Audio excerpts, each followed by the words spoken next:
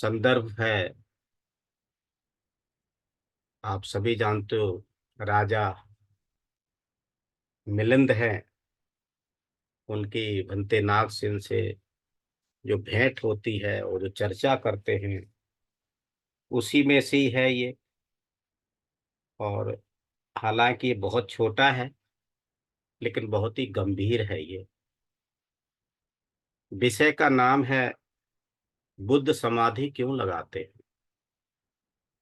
एक बार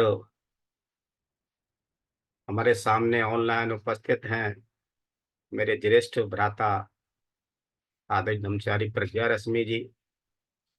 उनसे बहस हो गई थी एक जनरल क्लास के अंदर। तो इन्होंने जब कहा था कि बुद्धत्व प्राप्ति करने के बाद क्या करते थे, तो इन्होंने कह दिया वो बुद्धत्व प्राप्ति करने के बाद में भी ध्यान करते थे। इस बात को एक विद्वान आदमी को बड़ा बुरा लग गया। बोले क्या बोलते हो। उन्होंने जब बुद्धत्व प्राप्त कर लिया, संबोधि प्राप्त कर ली, तो फिर उनको ध्यान करने की क्या जरूरत है। वो तो बुद्ध हो गए ना। और ऐसा सही मायने में हमारे बीच में भी, मैं बाहर की तो जानता नहीं, पूरे भारत की भी नहीं जानता, लेकिन अपने क्षेत्र की जरूर जानता हूँ। कहीं न कहीं कभी न कभी ये चर्चा होती ही रहती है कि बुद्ध को समाधि लगाने की क्या जरूरत है, उनको ध्यान करने की क्या जरूरत है। और ऐसा ही विचार राजा मिलिंद के दिमाग में आया और भगवान बुद्ध से वो पूछ बैठा, है ना। तो भंते नागसेन, ये बताइए, राजा मिलिंद कहता है कि आप लोग कहा करते हैं भगवान को जो कुछ करना था, सब कुछ तो उन्होंने बोधि वृक्ष के नीचे कर लिया। सब कुछ काम पूरा का पूरा खत्म हो चुका उस बोधि वृक्ष के नीचे। कुछ और करने की जरूरत नहीं है। कर्मादित्य हमारे बीच में आ गए हैं, उनका स्वागत है। लेकिन अब सीट खाली नहीं है, अब वेटिंग लिस्ट में रहना पड़ेगा। जब सब कुछ बोधि वृक्ष के नीचे समाप्त हो गया था, उन्हें और कुछ करने को बाकी जब रह ही नहीं गया, कुछ बचा ही नहीं, अपने किए हुए मैं कुछ और जोड़ने को नहीं रह गया कि जो कुछ और करना पड़े, उनका कोई होमवर्क रह ही नहीं गया था। साथ ही साथ ऐसा भी सुनने में आता है कि 3 महीनों के लिए उन्होंने समाधि लगा ली थी। ये कुछ मेरी समझ में नहीं आता है। यदि भगवान बुद्ध ने बोधि वृक्ष के नीचे ही अपना सब कुछ समाप्त कर डाला था, तो यह बात झूठी ठहरती है कि उन्होंने बुद्धत्व प्राप्ति के बाद, संबोधि प्राप्त करने के बाद 3 महीनों की समाधि लगा ली थी। और यदि भगवान ने यथार्थ में 3 महीनों तक समाधि लगा ली थी, तो फिर ये बात झूठी ठहरती है कि बोधि वृक्ष के नीचे ही उन्होंने अपना सब कुछ करना समाप्त कर डाला था। ये बात फिर खरी नहीं उतरती है, यानी कुछ न कुछ फिर रह गया था वहां। यदि अपना सब कुछ समाप्त ही कर डाला, तो समाधि लगाने की जरूरत ही क्या थी। जिसके कुछ कर्म बाकी रह गए हैं, उसी को तो समाधि लगाने की जरूरत है। लाल जी, मेरी आवाज आ रही है। हाँ हाँ जी जी आ रही। ठीक ठीक, धन्यवाद। यानी जिसके लिए कुछ काम करना बाकी रह गया है, उसी को तो समाधि लगाने की जरूरत है। और ऐसा ही विचार हमारे मित्रों के बीच में भी आता होगा, मैंने तो सारे शिविर कर लिए हैं, तो अब मुझे करने की क्या जरूरत है। और अब आपकी इच्छा है, जब मर्जी जाओ चाहो मेरे गले में केस हाथ डाल दो। अब हमारे पास करने कुछ रहा नहीं। हमने तो 2-2 3-3 बार भी शिविर कर लिए हैं। तो भंते नागसेन, है ना, इस तरीके से कहते आगे। तो क्या कहते हैं, जो रोगी है उसी को ही दवाई की जरूरत है। जो निरोगी है उसे दवाई से क्या प्रयोजन? कौन पूछ रहा है ये? राजा मिलिंद बनते नागसेन से पूछते, कहते बनते, जो रोगी उसी को तो ही दवाई की जरूरत है, जो निरोगी उसे दवाई से क्या प्रयोजन? भूखे को ही भोजन की जरूरत होती है, जिसका पेट भरा हुआ है वह भोजन लेकर के क्या करेगा? अंते इसी तरह जिसने अपना सब कुछ समाप्त कर डाला है, तो उसे पे समाधि लगाने की क्या जरूरत है?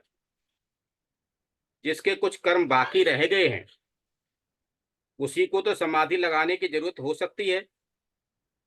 यह भी दुविधा है जो आपके सामने रखी गई है, कृपया इसका उचित उत्तर देकर के हमारा मार्गदर्शन करें।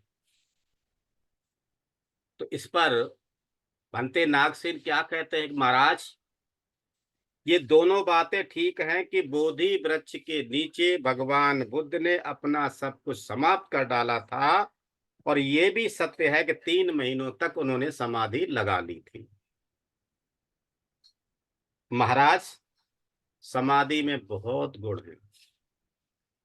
सभी भगवानों ने समाधि ही से बुद्धत्व की प्राप्ति की है, बगैर समाधि के बुद्धत्व की प्राप्ति नहीं हो सकती है। ये बुद्धत्व प्राप्त करने के बाद भी उसके अच्छे गुणों को याद करते हुए उसका प्रयोग करते हैं।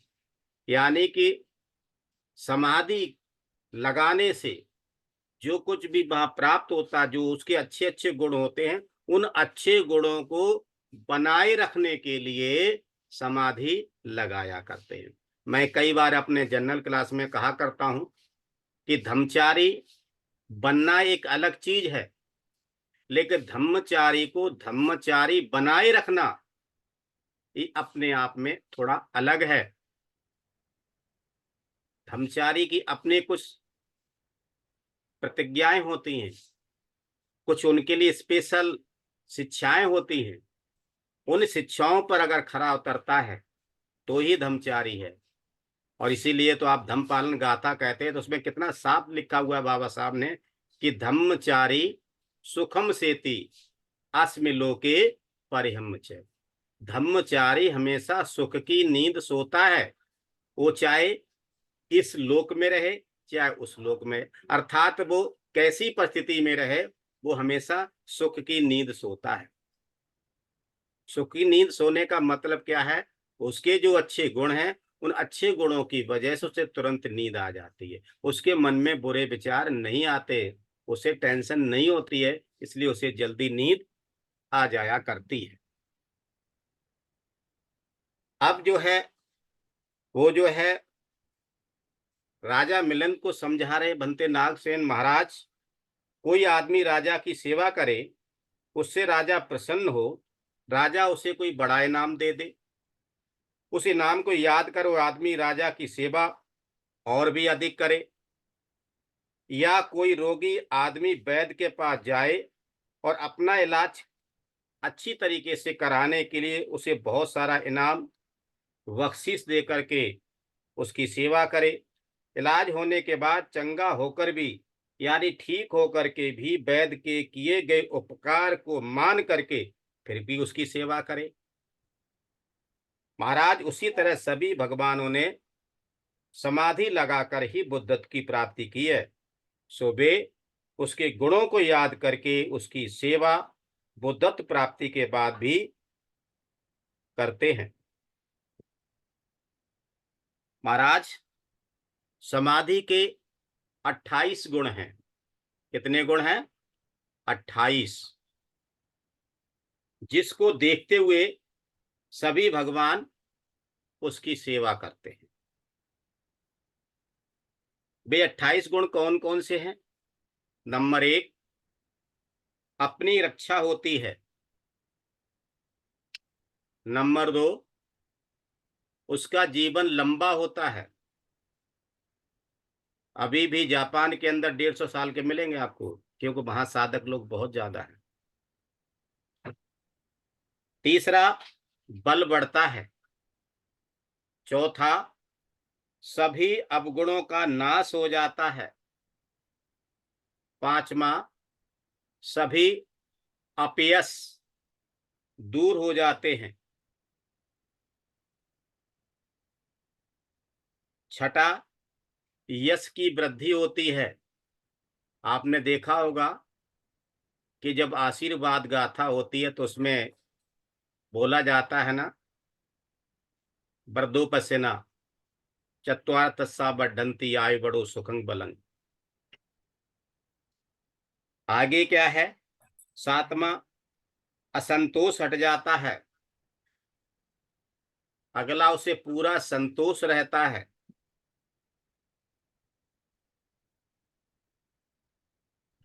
अगला है भय हट जाता है। 10वां है निर्भीकता आती है। 11वां है आलस्य चला जाता है। 12वां है उत्साह, जिसको वीर भी कहा जाता है, कुशल कर्मों में लगने वाली ऊर्जा, उसका उत्साह बढ़ता है। अगला है 13, 14, 15 राग द्वेष और मोह नष्ट हो जाते हैं। छोटा 6 यानी कि 16, 16 उसका झूठा अभिमान चला जाता है। 17 है उसे सभी प्रकार के उसके संदेह नष्ट हो जाते हैं। 18 है चित्त की एकाग्रता बढ़ती है। 19वां है उसका मन बड़ा सुंदर हो जाता है। भगवान बुद्ध का जो एक नाम है ना, सुगत, जिसकी गति सुंदर होती है। सुंदर गति किसकी होगी? जिसका सुंदर मन होगा। 20वां है उसका मन सदा प्रसन्न रहता है। एक अंग्रेजी में कहावत है, sound mind in A sound body and sound body in A sound mind. जिसका शरीर स्वस्थ होता है, सुंदर होता है, उसका मन भी सुंदर होता है, और जिसका मन सुंदर होता है उसका शरीर भी स्वस्थ और सुंदर होता है। अगला है 21वां, उसमें गंभीरता होती है। समाधि का एक गुण है, उसमें गंभीरता होती है। ज्यों ज्यों समाधि की गहराई में या ध्यान की गहराई में जाते हैं, उसके आनंद भी उतने ही अलग होते हैं। अगला है बड़ा लाभ होता है। और 23वां जो है ना, उसमें नम्रता आती। जैसे कई बार बताया गया है, सूखे पेड़ सीधे खड़े होते हैं, और जब उन पर फल लगते हैं तो वो नीचे झुक जाया करते हैं, नम्र हो जाते हैं। तो जितनी ज्यादा गहरी समाधि लगाने वाले होंगे, उनमें उतनी ही ज्यादा नम्रता होगी। अगला है प्रीति पैदा होती है। 25वां है प्रमोद होता है। प्रीति, प्रसब्धि, ये आपने देखा होगा, सुना होगा, कई बार इसके बारे में बताया गया है। अगला है 26वां, सभी संस्कारों की क्षणिकता का दर्शन हो जाता है। और अगला है 27वां, पुनर्जन्म से छुटकारा होता है।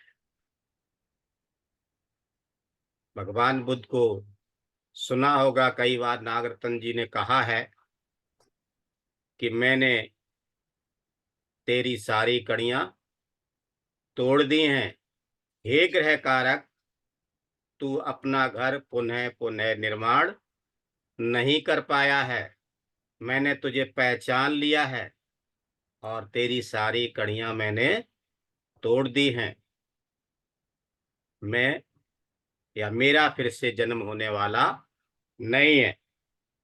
और 28वां है श्रमण भाव के यथार्थ फल प्राप्त होते हैं।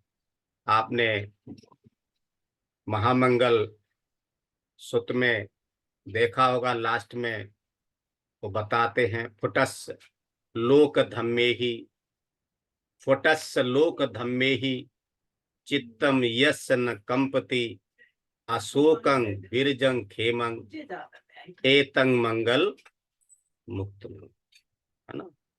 जिसका चित्त, जिसका मन ये 8 लोक धर्मों में विचलित नहीं होता है ना। चित्तम यसना कंपति अशोकम, उसे किसी प्रकार का शोक नहीं होता। विरजंग, उसके अंदर किसी प्रकार का कोई मल नहीं रहता, विरज हो जाता। खेमंग, वो खेमी हो जाता है, क्षमावान हो जाता है। एतंग मंगल मुक्तम, इतना महान मंगल होता है। आगे क्या कहते हैं महाराज, समाधि के इन्हीं 28 गुणों को देखते हुए सभी भगवान उसकी सेवा करते हैं, अर्थात समाधि लगाया करते हैं। महाराज, अपनी इच्छाओं को नष्ट कर सभी भगवान एकाग्रचित्त होने में जो प्रीति होती है उसी में लीन होने के लिए समाधि लगाया करते हैं। क्या होती है? प्रीति। तो मैंने शुक्रवार को प्रीति के बारे में बताया था, जिसको समापत्ति के रूप में समझाया था। समापत्ति के अंदर क्या क्या हमें मिलता है उसके बारे में बहुत सारी चीजें बताई थी, और कैसे मिलता है ये भी बताया था। महाराज, 4 कारणों से भगवान समाधि लगाया करते हैं। 4 कारण समाधि लगाने के। ईवीएस गौतम जी, नींद आ रही लगता मुझे। तो कौन से वो 4 हैं? वो ये हैं, पहली बात है निरापद विहार। दूसरा है सभी श्रेष्ठ गुणों का होना। पहला क्या है? निरापद आहार। दूसरा है सभी श्रेष्ठ गुणों का होना। तीसरा है उच्च ध्येय, है ना। उच्च ध्येय समझिए, हमारा ध्येय क्या है? पहला ही विषय धम्मित्र बनने के बाद पढ़ाया जाता है, बुद्धत्व, मानव का आदर्श। बुद्ध नहीं, आपने पढ़ा होगा, समझाया होगा हमारे धर्मचारियों ने। वहां हमारा ध्येय क्या है? बुद्ध नहीं है। वहां ध्येय हमारा क्या है? बुद्धत्व प्राप्ति, है ना। बुद्धत्व, मानव का आदर्श। मानव का आदर्श क्या है? बुद्धत्व है, बुद्ध नहीं।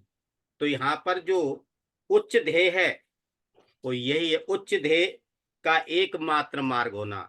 और उच्च ध्येय का एकमात्र मार्ग कौन सा है? वो समाधि है, दूसरा कोई और मार्ग नहीं हो सकता। चौथा क्या है? सभी बुद्धों के द्वारा, सभी बुद्धों के द्वारा इसकी भूरी भूरी प्रशंसा किया जाना। जितने भी बुद्ध हुए हैं वो सभी समाधि से हुए हैं, और इसीलिए उस सभी बुद्धों ने इस समाधि की भूरी भूरी प्रशंसा की है, बहुत बड़ी तारीफ की है। आज तक इतिहास में किसी ने भी समाधि के ऊपर किसी भी प्रकार की कोई टीका टिप्पणी नहीं की है, बल्कि उसको अच्छा ही बताया, उसकी प्रशंसा ही की है। और इन्हीं कारण से भगवान इनका सेवन किया करते हैं, अर्थात समाधि लगाया करते हैं। महाराज, इसलिए नहीं कि बुद्ध को कुछ करना बाकी नहीं रह गया है, किंतु इस समाधि के गुणों को देखते हुए ही, जो अभी 28 गुण ऊपर बताए हैं, इन्हीं 28 गुणों को देखते हुए ही वे इसका अभ्यास किया करते हैं, वो ध्यान किया करते हैं, वो साधना किया करते हैं, वो समाधि लगाते हैं।